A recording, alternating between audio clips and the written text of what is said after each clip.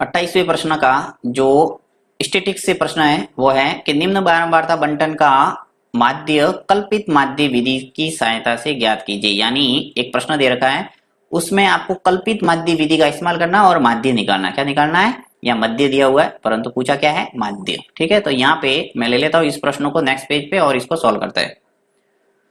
ये प्रश्न ले लिया और यहाँ पे आपको 4 कॉलम वाली एक टेबल बनाना मैंने बना के रखा ताकि आपका टाइम वेस्ट न हो। ठीक है, तो अब इसमें करना क्या है, यहाँ पे देखिए वर्ग अंतराल न देके एक सिंपल सा मान दे रखा है x का और f दे रखा है, तो यहाँ पे वर्ग चिन्ह यानी मध्यमान भी निकालने की जरूरत नहीं पड़ेगी। आप सिंपल सा गुणा करेंगे और आपके आ जाएगा उत्तर। तो देखिए यहाँ पे कल्पित माध्य विधि का इस्तेमाल कर रहा हूं, तो यहाँ लिख लेता हूं मैं कल्पित माध्य विधि, ताकि आपको याद रहेगा कि कल्पित माध्य विधि के लिए कितने कॉलम बनाने हैं। कल्पित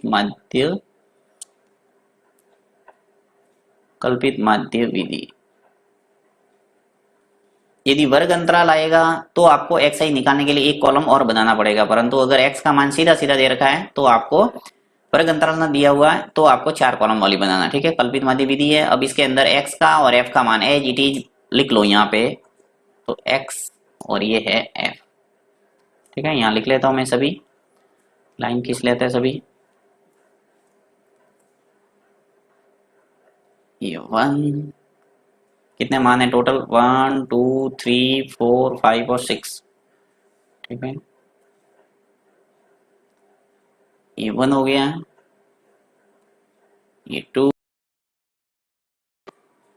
अब x का और f का मान सब मैं लिख लेता हूँ। यहाँ पे x का मान देखिए पहले पहले क्या है 60, फिर 61, कंटिन्यू है 60 से लगाकर 65 तक, 60 61 62 63 64 और 65। तो कंटिन्यू लिख लेता हूँ मैं 62 63 64 और 65। ठीक है, और अंत में आपके योग आ जाएगा, टोटल लिख सकते हैं योग।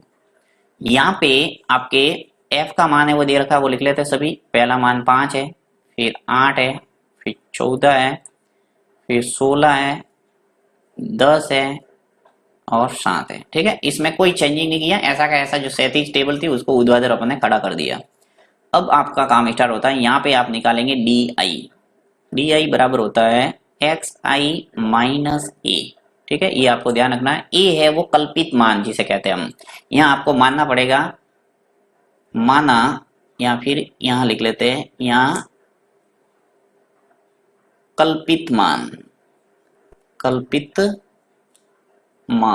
अब कल्पित मान को कैपिटल ए से या स्मॉल ए भी लिख सकते हैं, ए से प्रेजेंट करते हैं।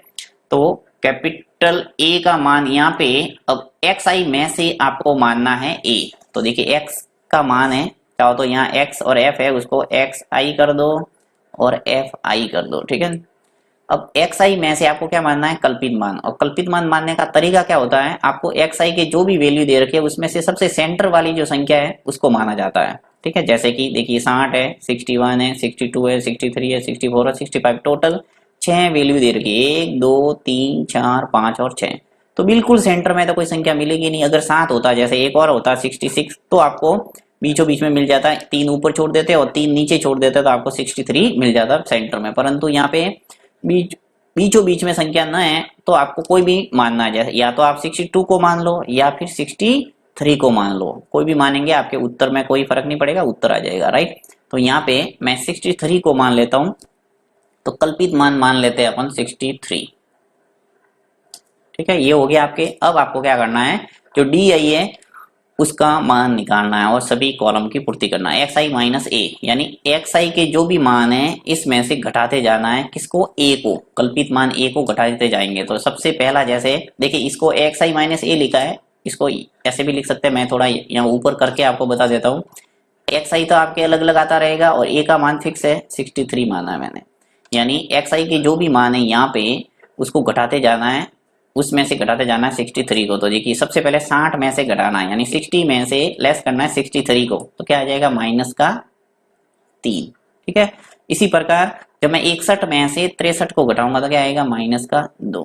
फिर मैं 62 में से 63 घटाऊंगा तो क्या आएगा? माइनस का 1। अब 63 में से 63 घटाएंगे तो क्या आएगा? 0। 64 में से 63 को घटाएंगे तो आएगा प्लस का 1, और 65 में से जब 63 को घटाएंगे तो प्लस का आएगा 2।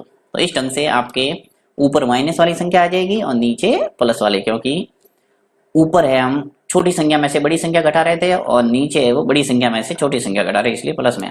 ठीक है, ये तो आपको आता होगा, बेसिक है। अब देखिए यहाँ पे आपको सूत्र में चाहिए एफ आई डी आई, तो यहाँ पे मैं गुणा कर देता हूँ एफ आई का डी आई से गुणा, तो F I into D I, यानी एफ आई और डी आई निकालना है।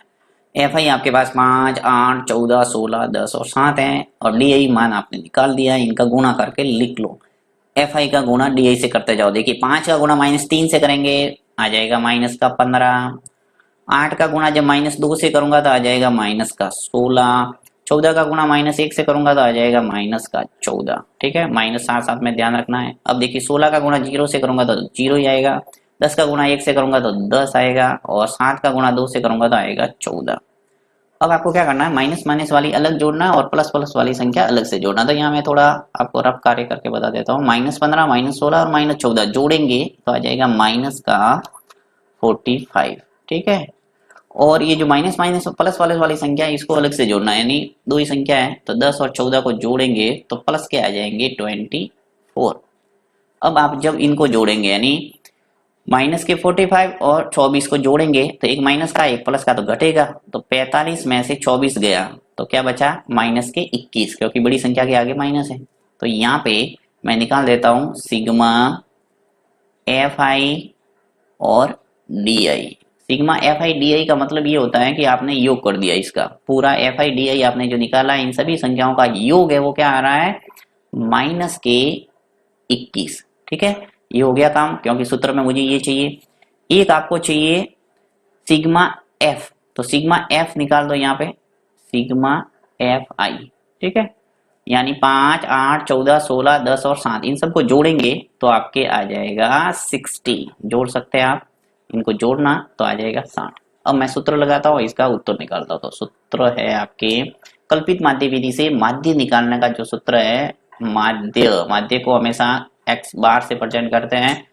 कैपिटल ए यानी जो कल्पित मान है वो sigma F I D I बट्टा सिग्मा एफ आई, ये सूत्र आपको लिख लिख के याद करना। अब ए है वो मैंने क्या माना है 63। अब जैसे आपने 62 माना है तो आप लिखना 62। ठीक है, जो भी आप मानते हो वो आप लिख सकते हैं। तो ए का मान आ गया आपके 63, फिर plus sigma F I D I कितना है माइनस का 21, तो ब्रैकेट के अंदर एक बार मैं बंद कर लेता हूँ क्योंकि माइनस में मान है तो -21, और नीचे सिग्मा एफ आई है तो एफ आई कितना है 60, तो ये आ जाएगा 60। ठीक है, अब आप क्या करेंगे, इसको ब्रैकेट चलो पूरा लगा देते हैं यहाँ पे,